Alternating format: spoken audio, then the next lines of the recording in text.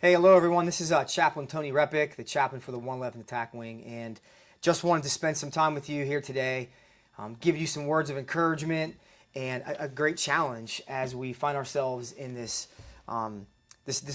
difficult time right now, a time of uncertainty. Obviously, as you don't have to even turn the news on. You just step out of your home and you look around, and you can kind of see where things are right now.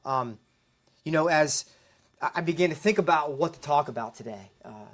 I thought back last October, the Air Force in general, everybody in the Air Force, and it's not even a stretch across components. We did this thing called tactical pause.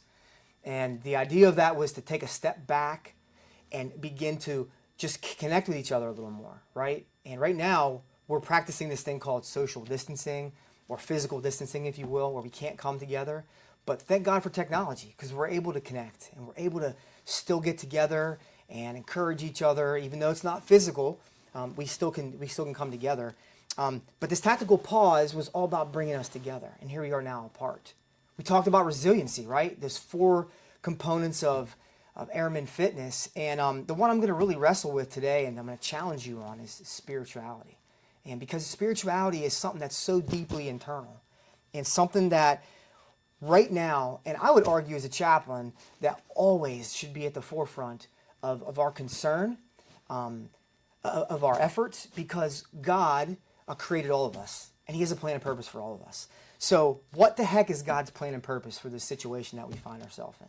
Some of you might be asking, does God really even care? Why would God let the nations experience this thing called COVID-19 right now? Why would economies be shut down? Why all these things? Well, I want to look at God's Word, because I think it's going to surprise you a little bit in a good way. Maybe initially you're going to be a little freaked out about, like, whoa, wait, God allowed this to happen?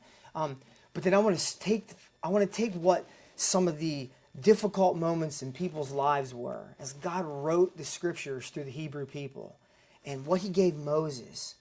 And He gave Moses this psalm that we're going to look at called Psalm 91 that some of you might be familiar with. And I want to pick it apart because I really want to challenge you, because this is an opportunity for us. We can't miss this. This is God being gracious, actually. I know it might sound crazy, but let me unpack this for us today as we look at Psalm 91. So Psalm 91 is all about God's protection and rescue from danger in uncertain times. Now, if you've deployed before, you know Psalm 91. Why? Because as you go through your deployment line, you're given Psalm 91. Books, Bibles with it on there. There's even bandanas that are made with Psalm 91, because, there's this thought process. It's 16 verses. The thought process is, if you say these verses over, that God's going to protect you. But it's so much deeper than that. These aren't just words we regurgitate. These were words written by Moses, who is a leader in Israel many years ago. And these words actually that he penned to the page, they're in 3 parts. There's a part where he starts with himself and what it is to be in a relationship with God. Then he speaks to you. Who the you is, probably somebody that didn't know God very well, or might have the same concerns that we do in a time that we're in of uncertainty. And then the final little piece of Psalm 91, the last couple of verses, is God then talking to Moses or to the individual. So it has this beautiful picture of these 3 parts to it. And so, again, Moses wrote Psalm 91, and I hope that as we wrestle through this, that we could then make sense of what God's purposes are in these uncertain times. Let me first say this before I read these 16 verses. The Psalm 91 is very popular, as I mentioned. Actually, Satan even quoted it in the New Testament. He used it against Jesus, and he told Jesus, hey, we're going to read a verse in here in Psalm 91 that says the angels will watch over you. He tempted Jesus. He told him to jump off the building if the angels are going to watch over you. So Satan threw this out to Jesus.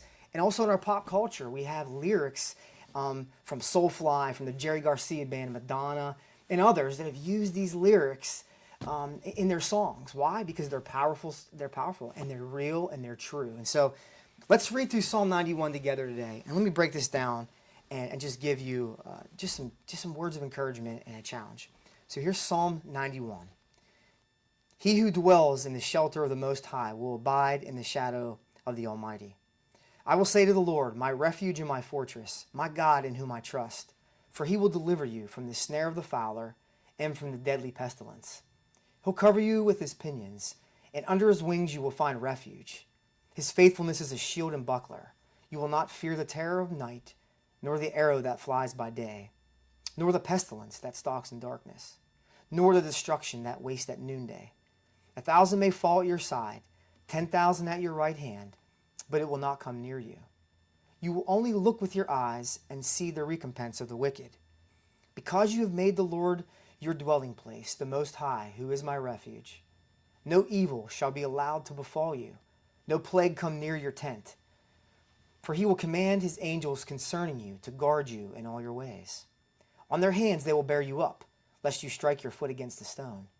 You will tread on the lion and the adder, the young lion and the serpent you will trample underfoot. Because he holds fast to me in love, I will deliver him. I will protect him, because he knows my name. When he calls to me, I'll answer him. I'll be with him in trouble. I'll rescue him and honor him. With long life, I will satisfy him and show him my salvation. So you can see, as we read through that, why soldiers would take this into battle with them. Airmen would take it into battle, Marines, etc. If you pray this over, or you really believe this, God is our protector. Again, as I mentioned, now I'm going to break this down. There's 3 components or voices, if you will, in this psalm. So the first 2, let's spend a second here talking about the first 2. Again, I'll read them to you right now. Psalm 1 and 2. He who dwells in the shelter of the Most High will abide in the shadow of the Almighty. I will say to the Lord, my refuge and my fortress, my God in whom I trust. Now again, this is Moses talking about himself and his relationship with God. He mentions words like dwell. Think about a dwelling place. A fortress, a place that you run to and you lock yourself in. Your home, for instance, right? We have security systems on our homes because we want to protect ourselves. That's a dwelling place. And when you're there, don't you feel secure? We should, right? We all look for places for security. This is what he's writing about, a dwelling place. Then he uses this interesting word called shelter. A shelter is a secret place, if you will. A place where you're covered from any harm.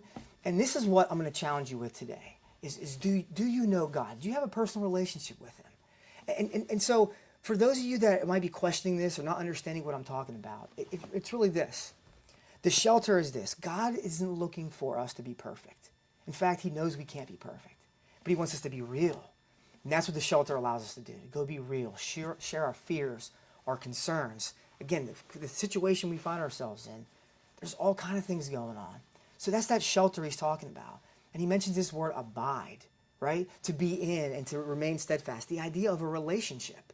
He's not a distant God who's on a wall somewhere or a statue that you go to, right? There's no building to go see God. God is right where you are right now. He's in your heart. He wants to live in us and be in a relationship with us. And that's what Moses starts out by saying here in this psalm. So again, I'll challenge you. Where are you? Do you have a relationship with God? Do you know him personally? As you're home right now, as you're with your family, you have some extra time potentially on your hands to think and ponder. Stay away from all the garbage that's out there. Some of it's good. Some of it is going to cause you to be in a panic. Okay? How about you open the Word? How about you get into the Word? At the end, I'm going to share some resources too. But open the Word. Look, we're finding shelter and this idea of rescue here.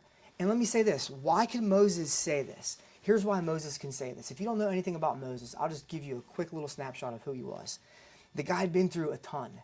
He saw 10 different plagues, flies, frogs, lice, blood, the Nile turned to blood, children killed. He could speak from this point in perspective, right? Because he got to know God. He walked with God. He had a relationship with him in the midst of the most unbelievably difficult times. So now, the middle section of Psalm, it goes to the you. He mentions this idea that he will deliver and protect from this thing called a deadly pestilence. Ironically, pestilence is in Scripture. What is it? It's a disease that is a pandemic. Kind of what we're confronted with today. There's times that God allows this, and I will deny this. I'm not saying God's allowing this to use this against us whatsoever. That's not what I'm saying. But actually, Jesus talked about it in the New Testament as well. He said there'll be wars and rumors of wars. We know all about that. And there'll be pestilence, And so these are moments that we shouldn't really be surprised in if we are spending time knowing who God is. But he's our shelter. He's our dwelling place. He's the one that we need to go to in this time. So I'm going to challenge you with that. The psalm closes with this at the end. So again, that middle section, you could read that later, dive in for yourself, see more about how God will protect us. But the end of it, he says this, and this is now the Lord speaking. He said that he will hold us if we know his name. And again, that's the challenge I'm going to have. Do you know him? Do you have a relationship with him? That's what we should be turning to right now, because we have really nothing else that we know of that's certain at this moment. You know, the economy, where that can head, economically, who knows? But one thing we know is that he created us. He loves us. He has us right where he wants us. There's things in your home, in your family, that you now can begin working out. I was talking to a commander earlier this morning, and I think what's going to happen out of this, folks are probably going to end up with more kids, maybe divorces, unfortunately. But these are the real moments of life that maybe God is being gracious. He's given us this time to spend with our closest family members, our kids, those that are around us. So that's my challenge to you today. There's some resources that I want to share with you as well. You'll see them up there on the screen. Those resources are all biblical resources. If you just go to these websites, you type them in, do a Google search. There's stuff written about what I talked about today and others to help you in your journey. He's still faithful today, and he'll be faithful to get us through this together. So God bless you, and keep the faith. Have a great day.